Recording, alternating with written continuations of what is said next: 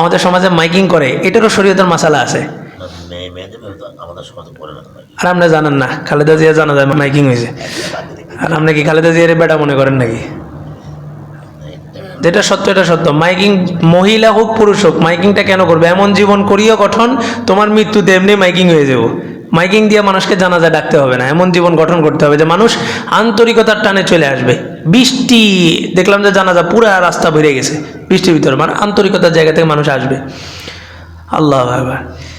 তো বলে যে কোনো কিছুই তো হয়নি। তো আবু যর গিফারি বলে যে আমাকে আল্লাহ তাআলা স্বপ্ন দেখাইছে। এই কথা উঠছে দেখে বলি, আসলে আমরা তো এগুলো উপলব্ধি করি না। বেগম জিয়া চলে গেছেন, দেশের জন্য খাটছেন।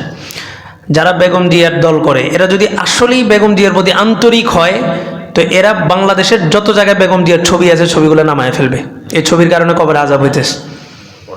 কিন্তু এটা বলেন কবে যে হুজুর বিএনপি বিরোধী। বিএনপি বিরোধী না, আমি বিএনপি বিরোধী আন্তরিকতা থেকে কথাটা বলছি।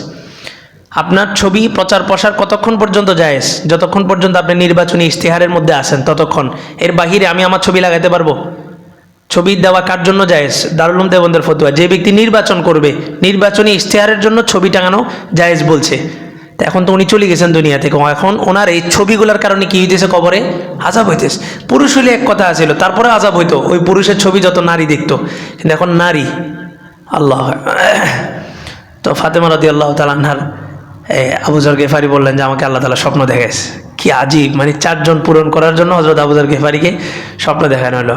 তা কিতাবের মধ্যে আসছে আবু যর গিফারি রাদিয়াল্লাহু তাআলা আনহু যখন কবরে নামছেন, ফাতেমা রাদিয়াল্লাহু তাআলা আনহার লাশটাকে যখন নামাইতেছিলেন, তখন কবরকে বলছেন আতাদরি মাল্লাতি জিতি বিহা ইলাইক, তুমি কি জানো কাকে তোমার কাছে আনছি?